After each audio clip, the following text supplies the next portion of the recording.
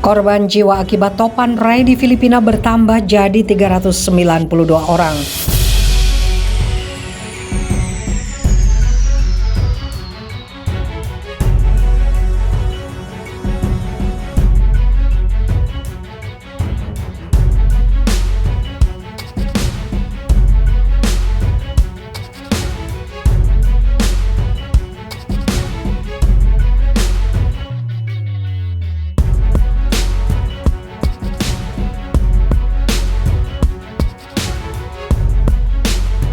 Jumlah korban jiwa akibat topan Rai yang menerjang Filipina terus bertambah.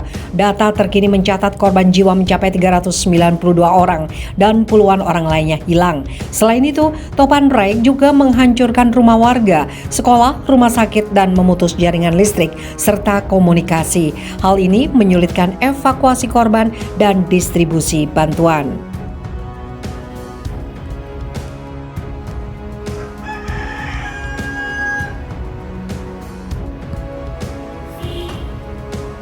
Kehancuran akibat topan Rai Filipina disebut melebihi Perang Dunia Kedua. Sedikitnya sudah 208 orang tewas akibat kuatnya topan Rai yang menghempas Filipina. Jenis super topan itu terjadi pada Kamis pekan lalu dan jumlah korban tewas akibatnya angkanya masih terus naik. Dilansir dari laman BBC, Senin 20 Desember 2021, super topan Rai menghempas dengan kecepatan 195 km per jam. Akibatnya sudah 300.000 orang harus mengungsi akibat bencana topan tersebut. Sementara itu korban luka dicatat hingga 239 orang. Selain itu masih ada 52 orang yang dilaporkan hilang. Tim penyelamat dan pencari mengakui bahwa daerah pencarian mereka benar-benar hancur porak-poranda. Selain itu faktor sulitnya pencarian juga disebabkan saluran komunikasi yang masih terputus di sejumlah daerah di sana. Kemudian diketahui masih terjadi tanah longsor dan banjir di sebagian wilayah sebagai dampak super topan Rai. Salah satu wilayah yang terdampak parah adalah Cebu. Masih banyak wilayah yang listriknya masih mati dan saluran komunikasinya terputus, juga air sangat terbatas, kata Ketua Palang Merah Filipina Richard Gordon. Bahkan ada daerah yang hancur lebih dari gempuran Perang Dunia Kedua. Sementara Palang Merah Internasional dan Komunitas Bulan Sabit diketahui sudah menurunkan bantuan untuk korban bencana yang nilainya sekitar Swiss franc 20 juta. Bangunan sekolah, rumah sakit, dan berbagai gedung dan pastinya rumah-rumah penduduk rata dengan tanah.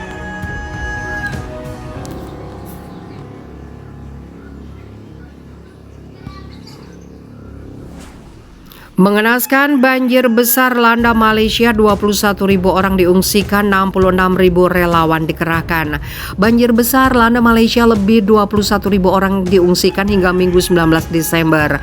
Untuk membantu para korban banjir ini, pemerintah Malaysia telah menurunkan sebanyak 66.000 personil yang terdiri dari polisi, tentara, dan pemadam kebakaran.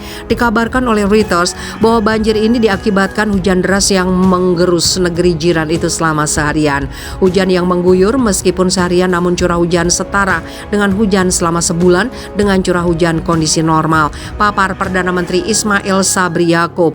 Daerah Selangor termasuk salah satu yang terdampak paling parah dari banjir ini. Sebanyak 15.000 orang telah dievakuasi ke 100 tempat penampungan yang kami sediakan, tambah Ismail. Salah seorang relawan mengatakan sebagian penduduk bahkan relawan tidak memiliki persiapan dalam musibah kali ini. Beberapa relawan malahan membeli kebutuhan pada saya karena sebelumnya saya telah belanja cukup banyak persediaan, ungkap Muhammad Adib Haris Fasdilah. Bahkan bantuan dari pemerintah juga telat. Informasi ini saya dapatkan dari korban yang terperangkap di daerah Shah Alam, tambah Muhammad Adib. Pihak berwenang di Port Klang yang merupakan pelabuhan terbesar di negara itu mengatakan bahwa operasi pengiriman sangat terganggu oleh banjir, di mana jalanan menuju lokasi terdampak tidak bisa dilewati.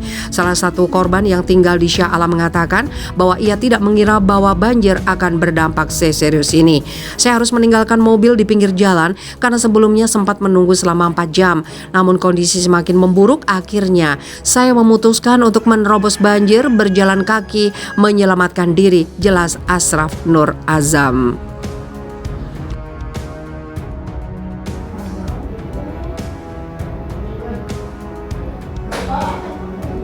Tornado ngeri di Kentucky, Amerika Serikat, korban tewas diperkirakan 100 orang.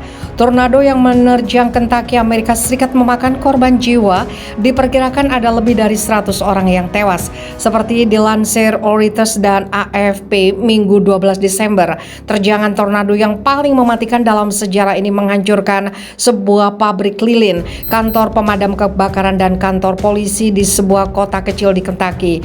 Sebuah panti jompo di Missouri juga hancur. Sementara 6 pekerja di sebuah gudang milik Amazon di Illinois tewas.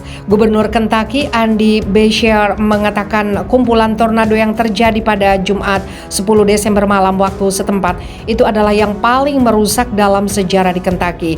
Dia mengatakan sekitar 40 pekerja telah diselamatkan di pabrik lilin di kota Mayfield, di mana masih ada sekitar 110 orang yang terperangkap di dalam puing-puing. Pihaknya telah menetapkan keadaan darurat.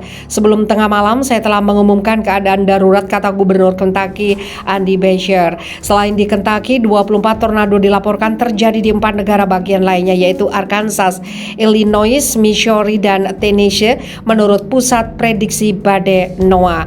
Kehancuran itu tidak seperti apapun yang saya lihat dalam hidup saya dan saya kesulitan mengungkapkannya dengan kata-kata, kata Beshear pada konferensi pers. Kemungkinan besar lebih dari 100 orang hilang di Kentucky.